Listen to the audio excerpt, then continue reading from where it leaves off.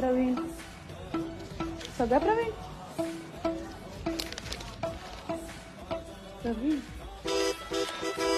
प्रवीण. हे बघा.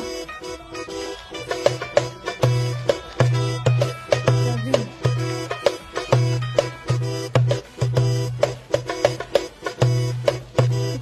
पहा.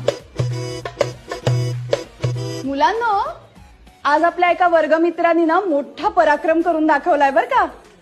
40 मुलांची संख्या असणाऱ्या वर्गात त्यांनी 55 मतं मिळवली आहेत.